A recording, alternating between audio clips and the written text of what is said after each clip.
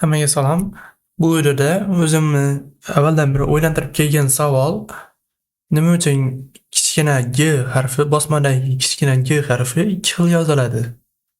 Ya'ni bittasi o'sha hozir mana ekranda ko'rinib turgan start streaming, stop recording kabi yozuvlardagi G bilan hozir mana internetda ko'p ko'radigan mana shu ikki xil G orasida qanday farq bor? Nima uchun ikki xili ishlatiladi? Shu bo'yicha savollarga javob izlashga harakat qilib ko'ramiz. O'zimga avvaldan qiziqib qo'ygan bu narsa ham.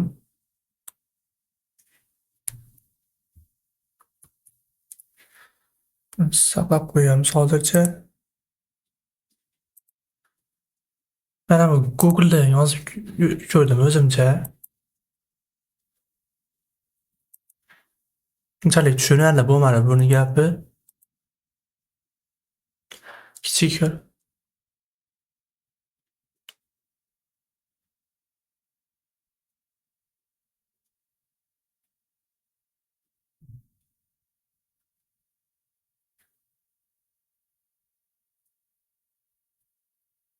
tupul bir qavatli degani mana shu oddiy G harfi bo'lsa kerak.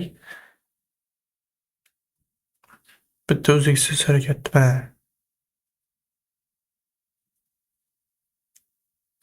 Tarixiy bosma qo'lyozma tezligi statistik evolyutsiyaning kombinatsiyasi tufayli.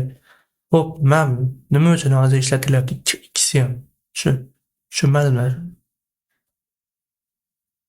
Eng qizig'i, juda ko'pchilik e'tibor bermagan bunga. Ikkisidan foydalangan, lekin e'tibor bermagan. Hozir men klaviaturada yozsam, oddiy o'sha bir qavatlisi yoziladi.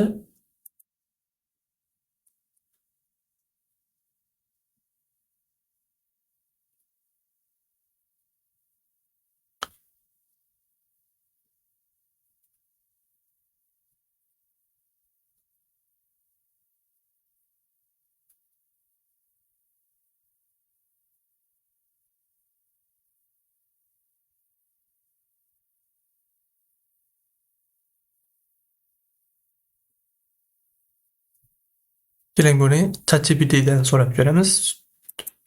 Menda hozir ChatGPTning plus versiyasi balki yaxshiroq javob berar bunga.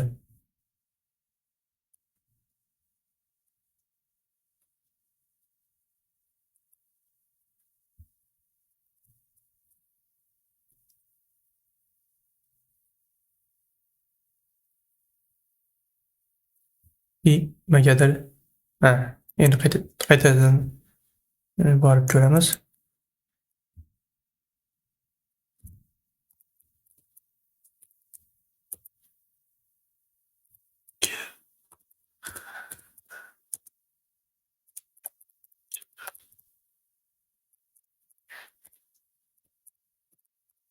Ko'pchilik e'tibor bermaydi.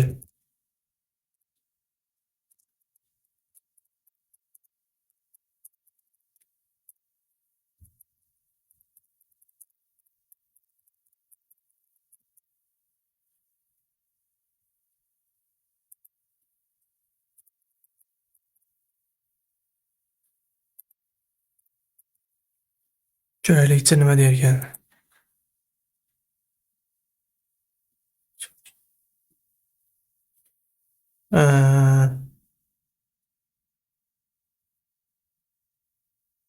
Bundan foydalansak bo'ladimikin?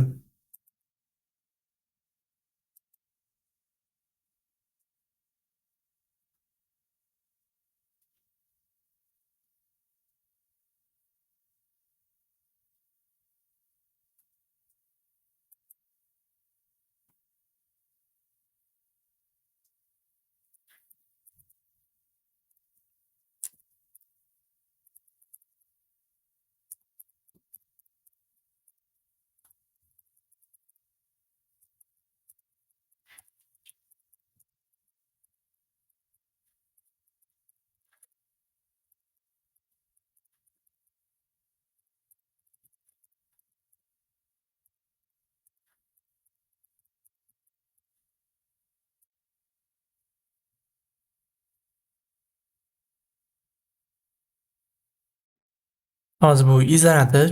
Bunga sal biroz vaqt ketadi. Buni qiyinligiga qarab, masalani qo'yilgan tadqiqotni qiyinligiga qarab qanchadir vaqt ketadi. Siz kuzatib turishingiz mumkin. Buni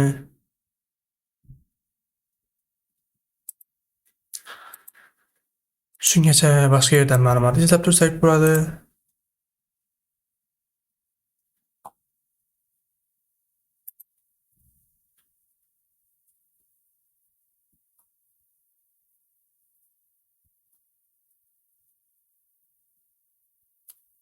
Because they are simpler and faster to write. Single story.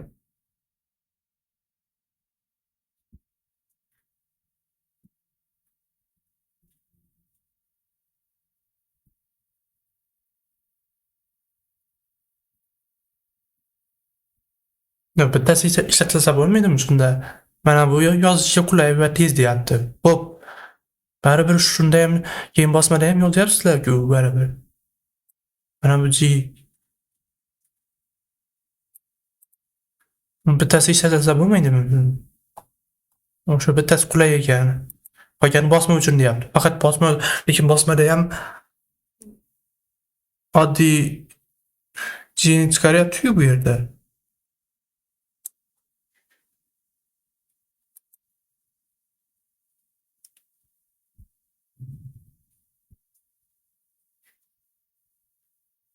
Mana qizinchasi Karolning yozuvida ko'rinib turgandek halqa shaklidagi shakl asl shakldir.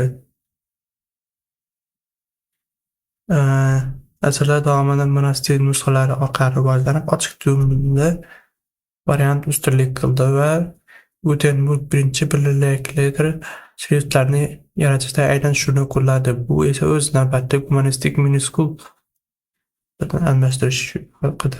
Minuskul bilmadim, lekin nima uchun deb avlod kursini yoza olmaydimi? Hech yoza olmaydi. Shunchaki g'alati ko'rinadi-da.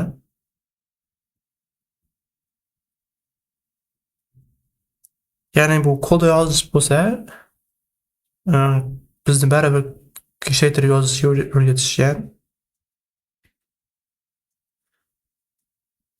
Baribir qiyshaytirib yozgan bilan nimadir foyda topmadik-da lekin. Tikka ham yozib ko'rdik, xullas har kim o'ziga qulayini ishlataveradi-da.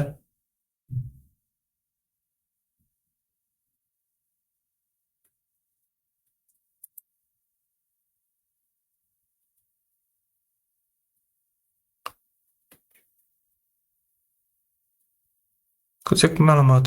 Z avlodining taxminan 40% kodda bir yoki ikki jumladan ko'proq vaqt yozish kamdan kam yoki hech qachon qilmaslikdan aytishadi. Bu Z avlod nimagadir shunaqa hamma narsani qisqa yo'lini va qilishga harakat qilishadi, oson yo'lini. Keyin odamlar bilan nisbatan kam muloqot qilishadi va o'zlarini qandaydir baxtsiz his qilishadi. Lekin men ham Z avlod bo'lsam-da, o'zimni unchalik his qilmayman. Bilmadim, boshqalar shunday his qilishadi o'zini.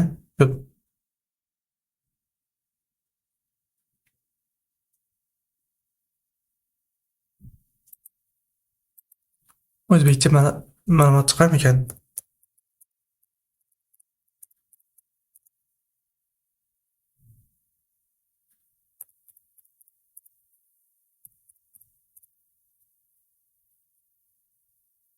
O'zbek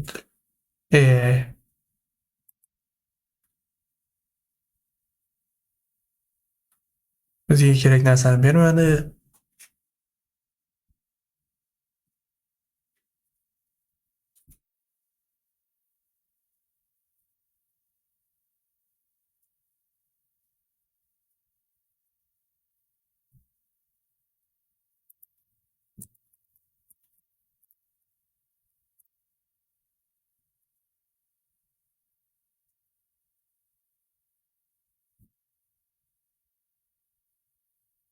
Mana Shuni chiqargan ekan.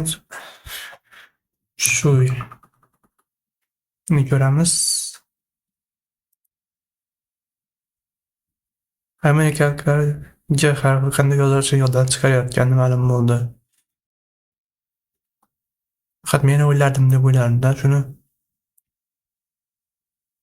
Psixologlar bular xulosalariga ko'ra Amerikaliklar G harfi qanday yozilishini yoddan chiqarishmoqda. Journal of Experimental Psychology da shu haqda ma'lum qildi. Aksariyat harflardan farqli olarak kichik G harfining yozma shakli ikki xil variantga ega bo'ldi. Pastki qismida ilgak bilan beriluvchi kichik G harfi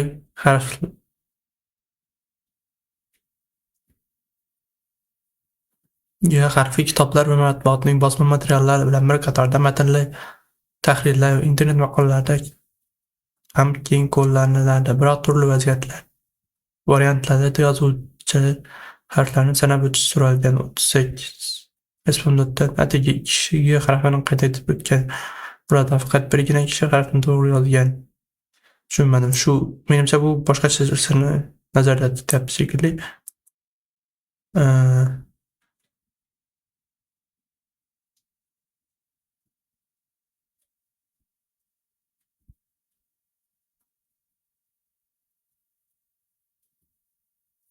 Harfning noto'g'ri variantlarini yozishgan.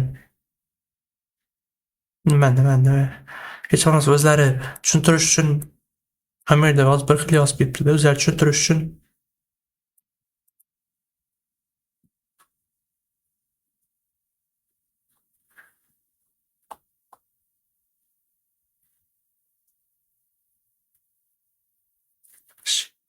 Ikki xilligini ham bir joyda ishlatish kerak edi. Nimagadir bu shriftga bog'liqmikan? Nimaga menda misol uchun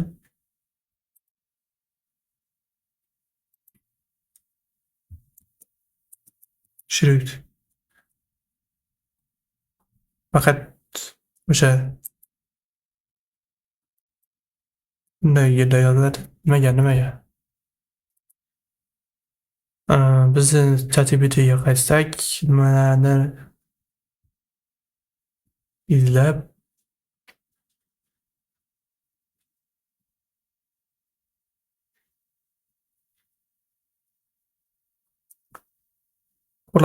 xullas bu ham oxirida pand berib qo'ymasa bo'ldi.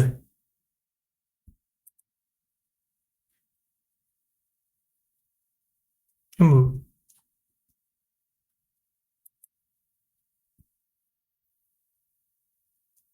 U endi qanday o'zicha fikrlayapti biz bilan birgalikda? Serif and sans serif. Sans serif shrift bor. Shakllarning tipografik yaxshi.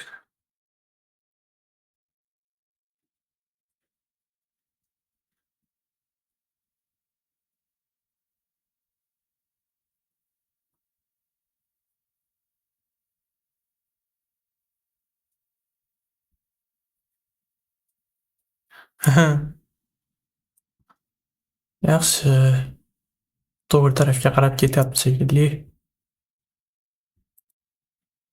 Asliga qaytaramiz buni.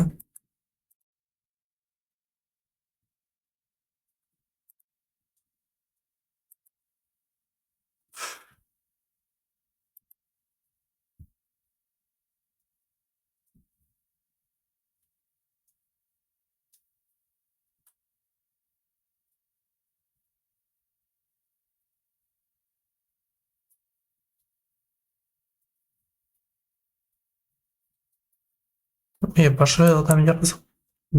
Nimaga boshqa odamning xayoliga kelmagan bu narsa? Ko'tarilmagan ham hatto. Kunis bir marta chiqargan, o'zbek tilida bo'ldi. Yagona kontent shu faqat. Mayli, biroz kutamiz.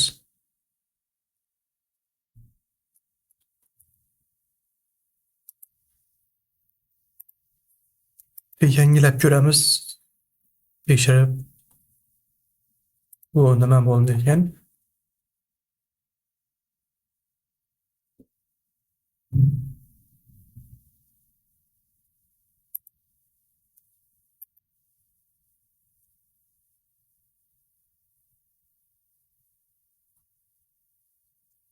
Yaxshi.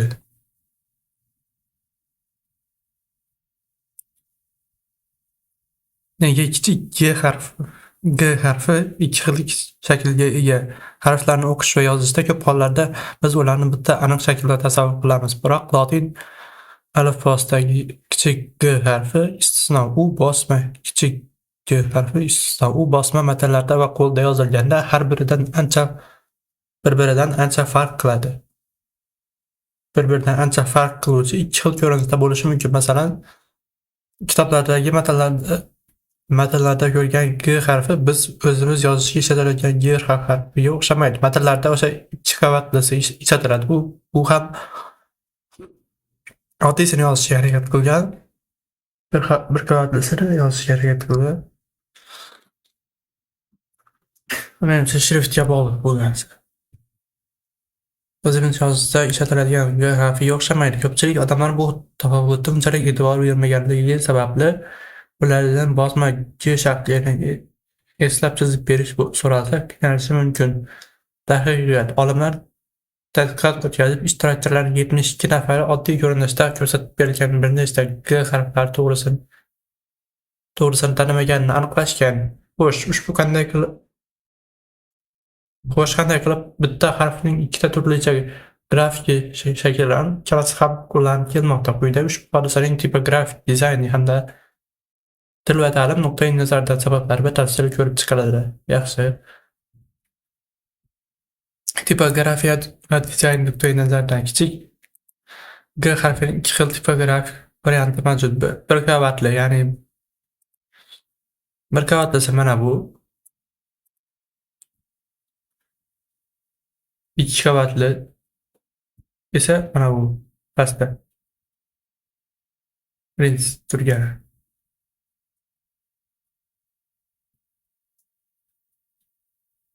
Ya'ni bu ulangan, mana bu ulanmagan. Ochiq tugmali, yopiq tugmali desak bo'lar ekan. Bu yopiq tugmali birinchisi, mana bu ochiq tugmali ko'pchilik ishlatilgan. Aha. Kichik G harfining tipografik varianti mavjud. Bir qavatli. Uni open tail, ochiq tugmali ham deyishadi va ikki qavatli, ya'ni loop tail, halqali dumli shakl. Bir qavatli variant qo'lda yozilganda odatdagi dumli doiracha shaklida bo'ladi. Kichik doira va uning pastidan chapga qayrilgan quyruqdan iborat. Ikki qavatli variant esa murakkabroq tuzilishga ega. Unda yuqorida alohida yopiq doiracha boshcha va pastda undan uzilmagan ikkinchi yopiq halqa qorincha. Shuningdek, yuqori o'ng tomonda chiqib turgan kichik chiqindi quloqcha ham. Bu oldin boshcha, u keyin doiracha, xullas qorincha, shu boshcha, qorincha, o'ng tomonda chiqib turgan quloqcha. Boshcha, qorincha, quloqcha. Yaxshi. Kichik elementi bo'ladi. Xo'sh. Chap tarafda G harfining ikki qavatli tail varianti, o'ngda esa bir qavatli variant tasvirlangan. Yaxshi. Birinchi ko'pincha bosma matnlarda va shriftlarda, ikkinchisi qo'lda va yozuvlarda ko'plab sans serif shriftlarda qo'llanadi. Serif va sans shrift. Times New Roman'da qanday qo'llanar ekan? Buni hozir Word'ga kirib ko'ramiz. Tak.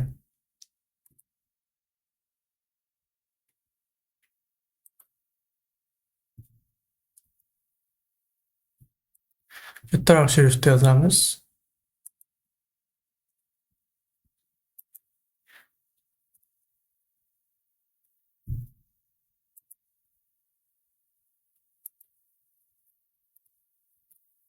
Qulay bo'lishi uchun endi shriftni o'zgartiramiz. Aytaylik.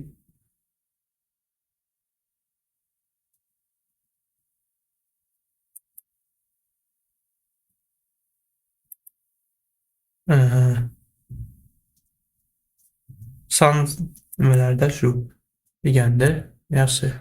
Mana son seriflarda bor ekan. Ikki xil turga bo'linsa shekilli-da bu.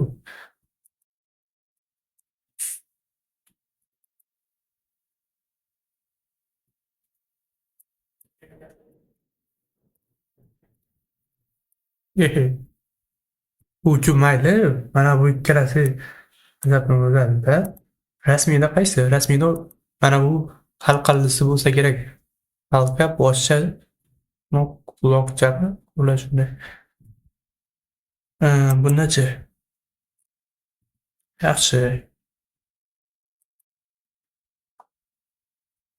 Times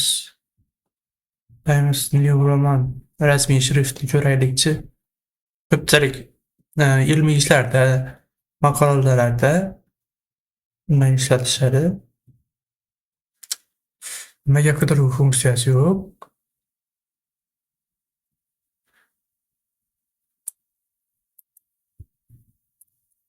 Yaxshi. Demak, bu o'sha son shriftlarda va o'sha rasmiy nimada ishlatiladi. Times New Roman bu rasmiy bo'lgani uchun.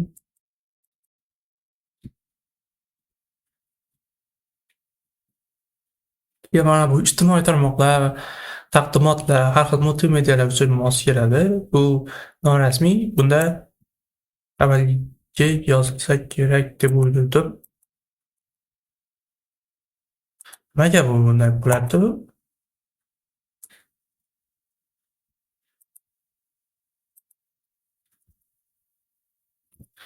Qaysi birida yozildi hozir? Freaking Sans. Ha, shunday. Sans shriftlarda impact yaxshi. Qiziq narsa ekan-da bu.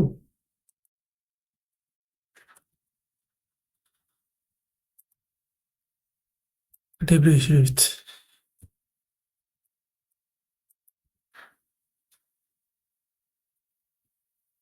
Comic Sans. Plus rasmiyda mana bu yozilar ekan, norasmiyda bu yozilar ekan.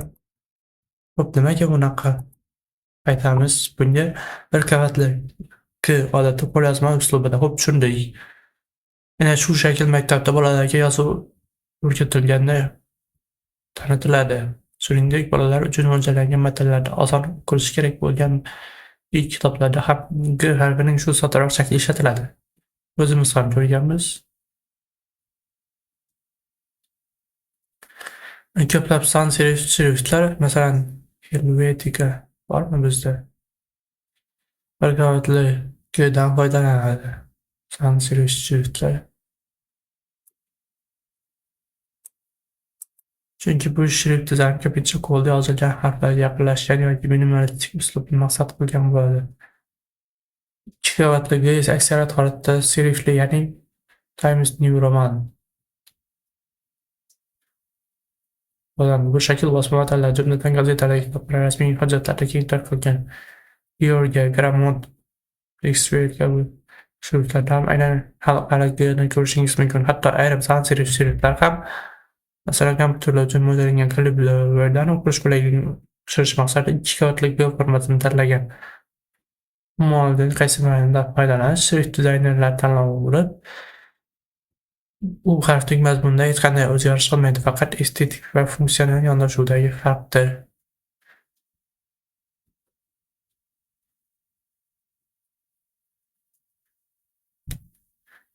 Tarixiy rivojlanishi kichik G'ning ikki xil shaklga ega bo'lib qolishi tarixiy jarayonlar bilan bog'liq. Ikki xil ilk qo'lyozmalarda, masalan, Karolin Minuscule Melody 9-asrda ikki halqali shakl asosiy ko'rinish bo'lgan.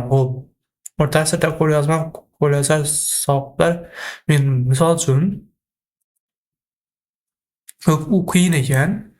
O'sha qo'lda yozadiganini faqat bir oddiy isda qoldirib va bosmada qoldirsa bo'lmaydi, o'xshash shu. Nimaga shunday ekan? Nimaga hayotni birlashtirishadi bular? Odamlarni adashtirib.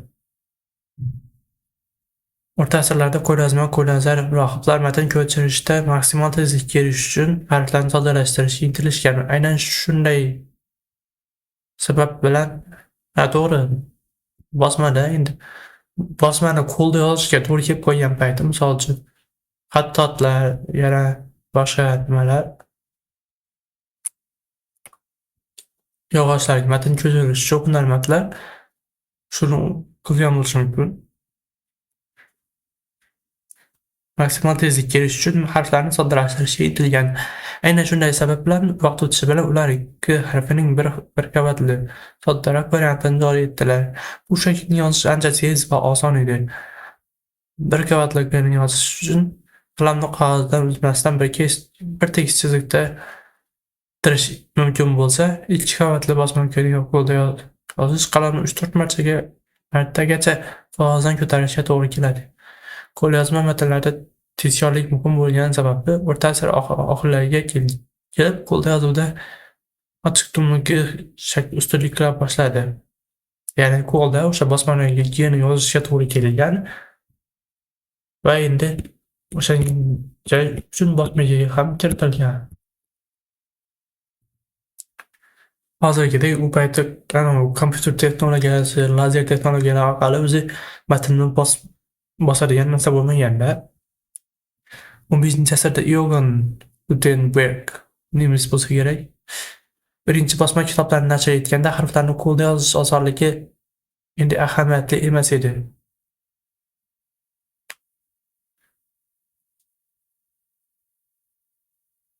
Matbaada harflar qolip bilan terilardi. Bir marta terilgan harf ko'p nusxada bosilardi. Shu tufayli Gutenberg qo'lyozmani tez yozish uchun soddalashtirilgan shaklga emas, balki o'sha davrdagi rasmiyroq ko'rinishdagi ikki qavatli harflarga ustunlik berdi. Uning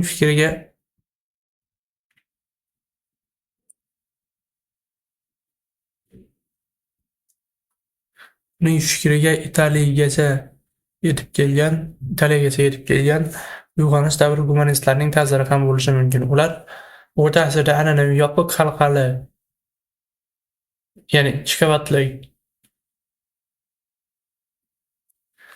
G'ni estetik jihatdan afzalroq, chiroyliroq deb hisoblashgan edi. Natijada men ham shunday hisoblayman. Natijada Gutenberg bosmaxonasida tanlangan ikki qavatli G standarti keyinchalik bosma materiallarida asosiy ko'rinishga aylandi va bugungi kungacha matbaa shriftlarida o'qish uchun qulay roman shakli sifatida tanlab kelmoqda. Bosma materiallarda ikki halqali G'ning saqlanib qolishiga yana bir sabab o'qilishdagi farqlanish. Tipografik nuqtai nazardan qaraganda bir qavatli G variantidagi harflar shaklan bir-biriga o'xshash bo'lib, matnda ayrim harflar chakkashib ketishi osonroq. Mana K bor, mana bu N bor, yana P bor. Masalan, bir qavatli A harfi doiraga o'xshash shaklda bo'lib, uni O harfi bilan yoki D harfi chiziq qarama-qarshi tomonda bo'lsa, adashtirish mumkin. Xuddi shuningdek, qo'lda yozilgan G pastki chizig'i chapga qaragan K harfiga biroz o'xshash tuzilishga ega bo'lib, bolalari yoki o'qishga yetib kelishganlar ularni farqlashda qiynalishi mumkin. Ikki qavatli variantdagi harflar esa har biri o'ziga xos murakkabroq siluetga ega bo'lgani bois matnlar bir-biridan keskin farqlanadi, tanib olishni osonlashtiradi. Shuning uchun ko'p hollarda bosma top shriftlarda, ayniqsa mayda matnlarda ikki halqali A va G, to'g'ri, A'ni ham ikki xil yozishadi.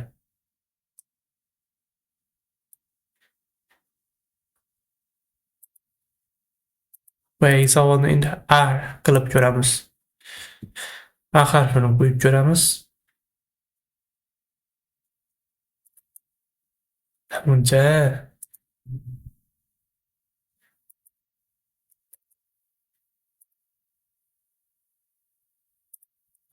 o'sha A va G harflarini qo'llanib umumiy matn ravshanroq ko'rinish oladi. Bu dizayn yechimi va o'qish tezligi aniqligini oshirishi mumkin, chunki harflarning shakllari bir-biridan ko'p ajralib turadi. Qiziqarli tomoni shundaki, zamonaviy dizaynda bir qavatli va ikki qavatli masalasi hamon muhokama qilinadi. Ba'zi shunoslar bir qavatli harfli shriftlarni norasmiyroq va zamonaviyroq deb qabul qilsa, boshqalari ikki qavatli harflarni an'anaviy jiddiy uslub belgisi deb biladi. Masalan, Google kompaniyasining 1999-yildagi logotipida Katul shriftining ikki halqali G harfi ishlatilgan edi. 2015-yilda esa brendning rangini bir halqali soddaroq G ga o'tildi. Ko'pchilik bu o'zgarishni sezmagan ham, chunki odatda matn o'qiyotganda harf shakliga ataylab e'tibor bermaymiz. Ular dizayn nuqtai nazaridan ikki xil G shakli bir vaqtning o'zida ham tarixiy meros, ham turli xil vazifalarga moslashish ehtiyojidan kelib chiqqan hodisadir.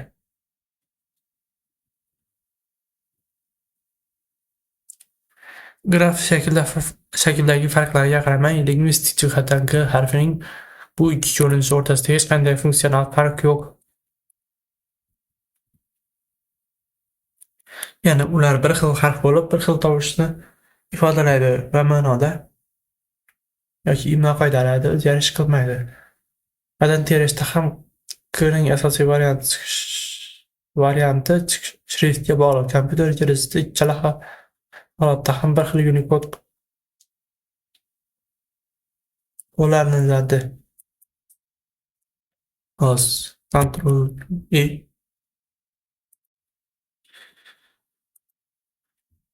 U 67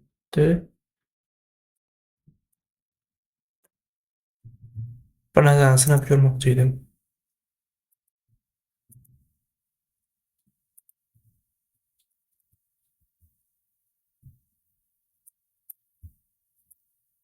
O'xshamadi. Shunda o'rnida harf paydo bo'lishi kerak edi.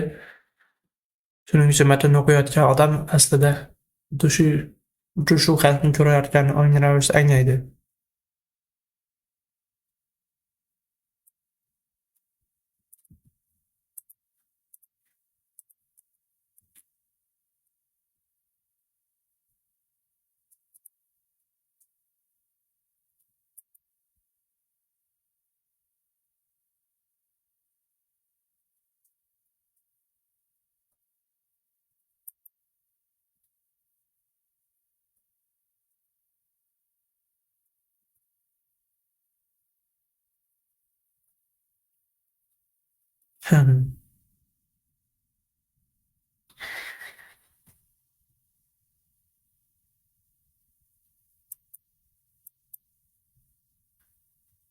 Shuning uchun matnni o'qiyotgan odam aslida xuddi shu harfni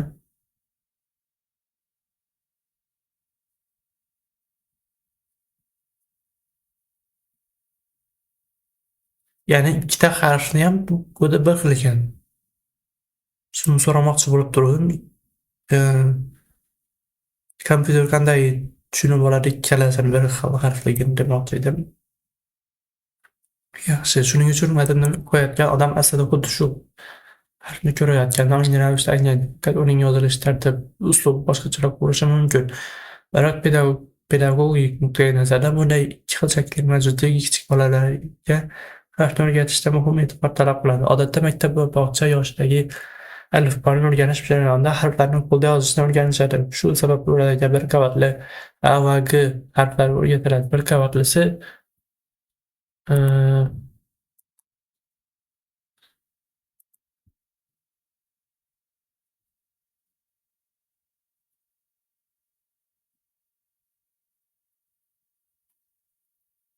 mana oddiysi boshqa harflarga o'xshab ketgani uchun mana buni yozganda buni yozishadi.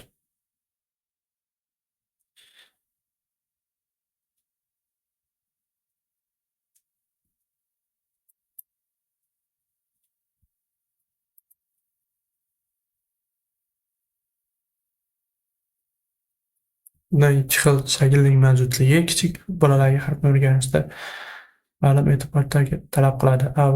Xullas, shu sababli ularga bir qavatli A va G harflari o'rgatiladi. Bolalar daftarga yozadigan G doiracha va pastga tushib chapga qayrilgan nimchadan iborat shakl bo'ladi. Bosma matnlarda keng qo'llaniladigan ikki qavatli varianti esa yozma dasturda odatda ko'rsatilmaydi. Natijada bola o'qishda endi o'rganayotganda kitobda uchragan g'alati shakllardagi G harfini darrov tanimay chalkashib yuborishi mumkin. Masalan, ayrim ota-onalar bolalarning darslikdagi bosma G'ni ko'rib, uni boshqa g'alati deb o'ylab qolganini yoki umuman tanimaganini kuzatganlar. Bu hol tabiiy, chunki bola hali o'zi yozib ko'rmagan shaklda ko'zi o'rganmagan bo'ladi. Boshlang'ich o'qish materiallarini tayyorlovchi mutaxassislar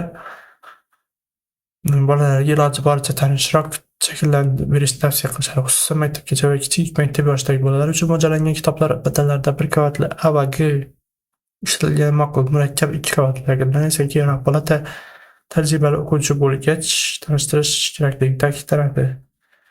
Ko'p bolalar birinchi sinfda birdayoq bosma matnidagi G'ning aslida o'zlari bilan biladigan harf egarini kontekst va o'qishchi amaliyot orqali o'rganib olishadi. Ya'ni o'sha so'z ichidagilari so'z esiga kiradi-ku, bitta xat tushib qolgan bo'lsa ham shundan ko'rib olsa kerak. Ta'lim jarayonida o'qituvchilar buni yengillashtirish uchun ba'zan alohida tushuntirish berishlar va yoki darslikda maxsus bolalar harf bosli shriftlardan foydalanishlari mumkin. Masalan, Sasson Primoy xullas shu kabi maxsus shriftlar bo'lib, ularda K va A harflari bir qavatli ko'rinishda bolalar yozuvida qanday bo'lsa shunday tasvirlanadi. Bu bolalarga bosma harflarni yozma shakllari bilan muvofiqlashtirib osonroq o'qishga yordam beradi. Tadqiqot shuni ko'rsatadiki, kattalar ham aslida hech qachon qo'lda yozib mashq qilinmagan harf shaklini eslab qolmagan bo'lishadi. Qo'lda yozib mashq qilinmagan harf shaklini eslab qolmagan bo'lishadi, ya'ni o'zini qo'lda yozganini eslab qolishadi. O'qishni biladigan odam matnda ikki qavatli G'ni tanib o'qiyveradi, lekin undan chizib bering desa, qiynalishi mumkin, chunki miyasida bu shaklni aniq obraz shakllantirmagan. Rostdan men ham hatto o'ziga qarab chizmoqchi bo'lsam ham adashib ketaman. Olimlarning aytishicha, biz harfni yozib mashq qilganmiz, ularning shaklini xotirada mustahkamroq saqlaymiz. Faqat ko'rish orqali o'rgangan bilgi esa ongimizda yuzagiroq qayd etiladi. Maktabda esa aynan bir qavatli G'ni yozish o'rgatiladi. Shuning uchun ko'pchiligimiz ikkinchi bosma shaklini vizual juda ko'p ko'rsakda uning detallarini tasavvurimizni tiklash qiyin bo'ladi. Bu holat albatta o'qish qobiliyatiga ta'sir qilmaydi. Matnda biz har ikki variantdan bir xil tovush harf sifatida hech bir ikkalasini tanib o'qiymiz. Faqat shu qiziq fakt bo'lmagan odamdan so'rasangiz, u G harfi ikki xil yozilishini eslatib o'tmagani ham mumkin. Tadqiqotchilar 38 nafar kishidan qaysi harflar kichik yozuvda ikki xil shaklga ega deb so'rashganda, 2 kishi G harfini eslay olgan. Xolos. Dostlar, birinchi o'ylashda hech kim xayoliga kelmaydi, lekin men shu kitobda ko'rib farq qilib, hatto ikki xil kitobda ikki xil lam kelgan paytda bo'lgan, shunga o'zim hayron qolganman-da. Internetda ham boshqacha bo'lgan. Kichik harfining ikki xil shaklga ega bo'lib kelishi tarixiy an'analar va amaliy zaruriyatlar bilan bog'langan. Xo'sh, soddalik va tez yozish uchun, o'quvchilik va estetik jihat uchun.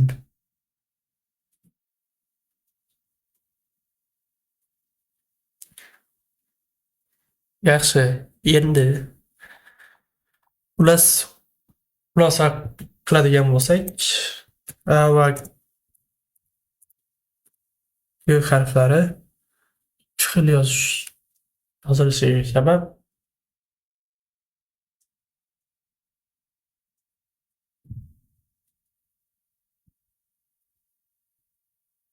o'sha yozishdagi tarixiy kelib chiqishi, o'sha odamlar qo'lda matn teruvchilar matnni o'yib yozadi.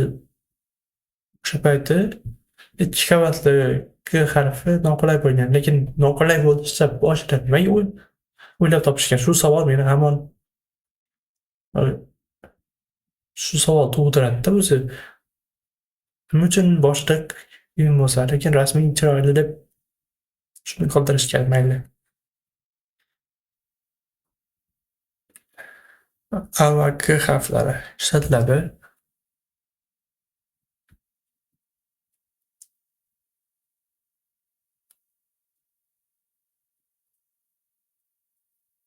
Xullas anaqa gaplar bu vaqtingizni olish uchun shunchaki bekorchilikdan nima qilganim yo'q. O'zim shu savolga javob topgim keluvdi. Siz video qilmasdan ham shuni so'rab olishim mumkin edi.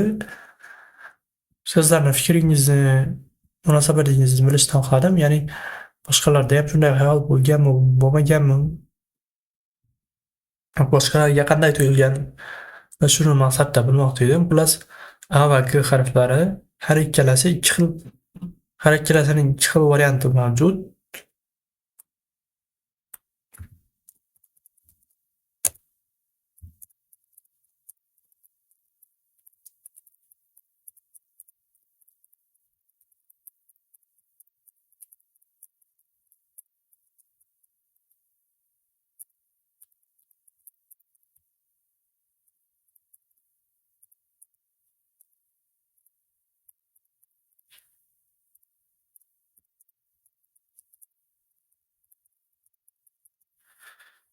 Bundan xulosa so'raydigan bo'lsak, X. Yaxshi emas bu ahvol. Yana video cho'zilib ketadi.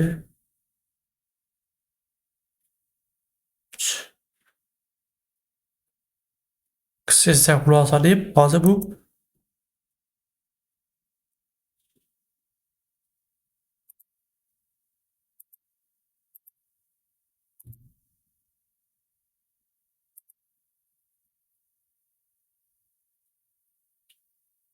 mana qo'lda yozish yetarli soddaroq shakl, ikki qavatli bosma qavatlar shriflarda keng tarqalgan. Bir qavatligi bolalar maktabida sans-serif shriftlarda. Shuning uchun mana bu ikkalasi bir joyda kelgan ekanda. Bosma kitoblarda sans-serif shakl. Ikki qavatlasini bu safar o'xshatmabdi. Chunki buni o'zi ham bir xil shriftda yozadi.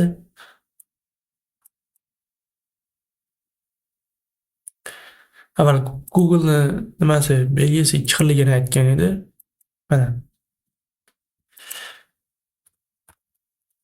Qidirib ko'ramiz. Mana. Qiziq. Hech kim e'tibor bermagan, deyarli sezishmagan.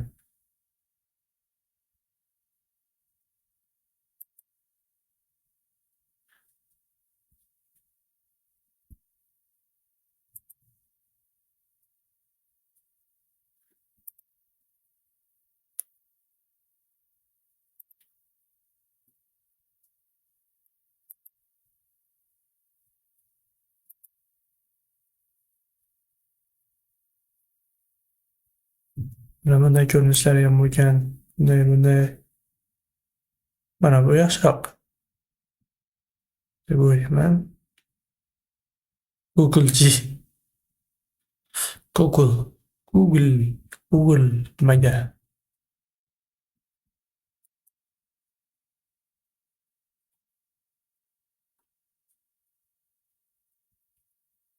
Xullas video shundan iborat edi. Maqsad shu.